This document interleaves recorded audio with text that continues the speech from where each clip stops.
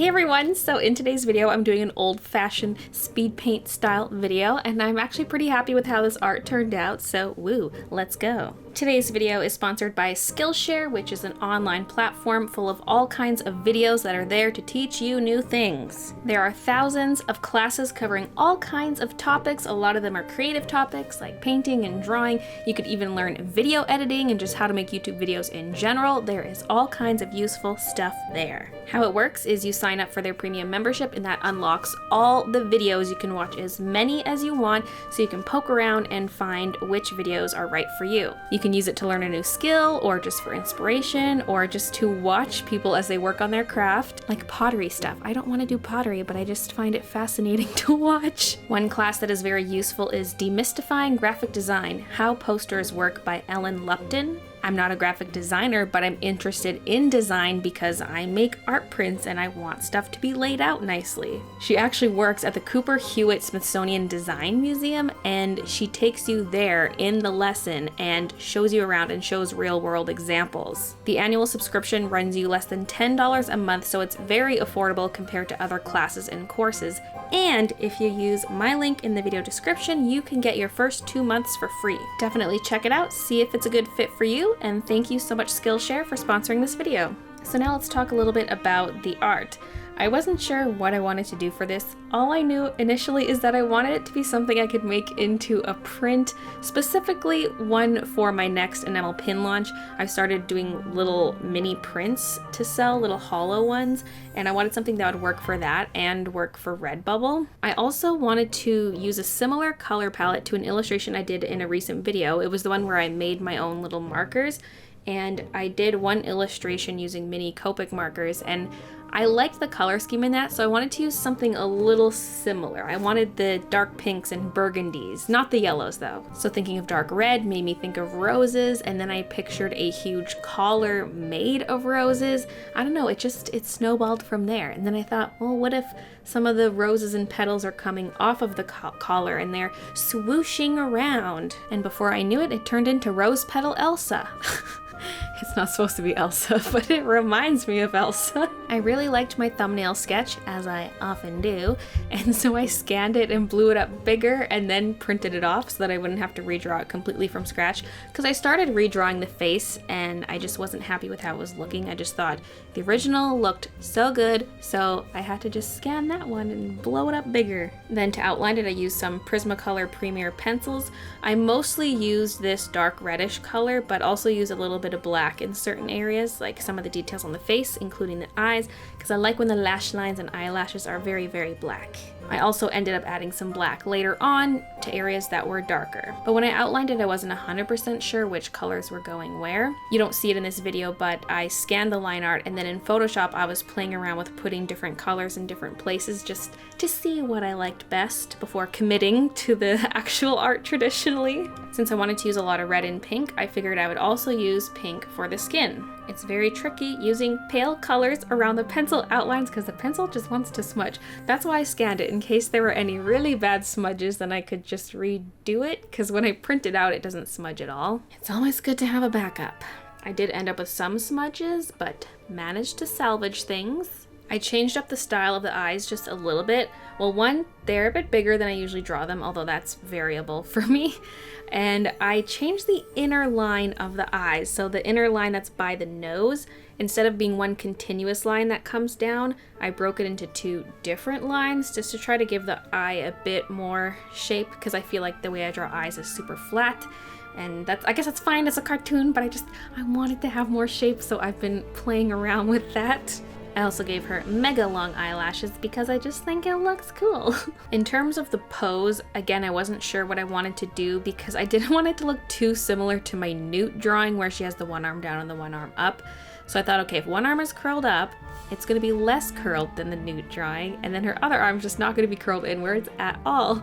I was even playing around with another pose in the sketching phase where it was almost more like a bow or like she's leaning forward dancing, but I wanted the face to be more visible, so I chose this pose instead, which is a little more straight on. But yes, she is supposed to be dancing, which is why I named this Petal Dance, because there are petals and she's dancing, and Petal Dance is a move in Pokemon, and I love Pokemon, so I just thought that was so perfect. The rose collar was the most time consuming part of this. I even sped some of it up faster than the rest of the video so it wouldn't take too long. But it was so worth it. It was a lot of petals to draw, but I think it looks pretty cool. As I started coloring it, I thought, oh no, the lines are just disappearing and I'm gonna have to redraw it all in, and just the thought of shading in all the petals was very daunting. But I didn't end up having to do too much because they're so tiny. It's not like you're gonna have a whole bunch of shading per petal. You add just a few blobs of darkness and call it a day. But I definitely saved it a lot using the black Prismacolor because I could give it those crisp outlines and add in little shading here and there, especially between flowers, so it didn't look like it didn't look too flat. Like I wanted some flowers to be visibly in front of others. And then of course there is the shading around her neck area to show the curve of the collar, but for the parts of the collar that stick out the furthest, I added some interesting shadows in there just to make it look a little more interesting. Everything's interesting apparently. Word of the day. Also guys, wee woo. We have a wee woo tragedy, and the wee woo graphic is not coming up on screen right now because that's why I'm talking about it. I think I accidentally permanently deleted my wee woo thing. I mean, it wasn't that fancy. I'm sure I could just trace over one of my rendered videos and remake it, but it was so cute, and I must have permanently deleted it. I thought it was in a different folder because when I delete video clips, the folders are so huge that they don't even fit in the recycling bin. So I'll have a folder per video I make, and so I deleted a bunch the other day and it said too big for recycling bin. Do you want to permanently delete? Yes. Wee woo, wee woo. The reason for the wee woo was the usage of the chisel nib on her sleeve because my marker was a little dry, and so sometimes if the brush nib is super dry, I'll flip it over to the chisel nib to see if there's a little extra juice on that side. So that was what called for the wee woo. But also the deletion of wee woo calls for a wee woo. Forget about interesting. Wee woo is the new word of the day. What is this red splotch on my wall? It almost looks like blood. Wee woo. Wait, it's sticky like jam. Why? Also, a note about her hair. It's meant to be in some kind of low updo in the back, but you can't really tell from the front. It could be super short hair. You can interpret it how you want. I just originally thought, okay, it's swept back into a low updo, but you know what? It looks cute as short hair too. I really like that I did the background first because it was a big block of mid-tone, and that way I could make sure her colors would contrast nicely with the background. Like I knew when I started doing the collar that the red was looking too pale. I had to go even deeper so it wouldn't blend in with the background. And same thing with other areas of the body. I had to keep everything either really light or really dark. The one thing that did not turn out the same as my digital color mock-up was the skin versus the pale pink areas of her dress, because that part of her dress is actually supposed to be white. So the sleeves and skirt is supposed to be white, but with pink shading to match the rest of the picture, but it just looks like super pale pink skirt and sleeves. So there wasn't as much contrast between the sleeves and upper arms as I would have liked, but that's okay. The arm still has that dark cuff, so that helps. I don't know how the stars fit into the rose design. I just really wanted to do a floating star crown with 3 stars, and so I knew I had to put a star somewhere else too, so I put one on the front of her dress too, but I don't know.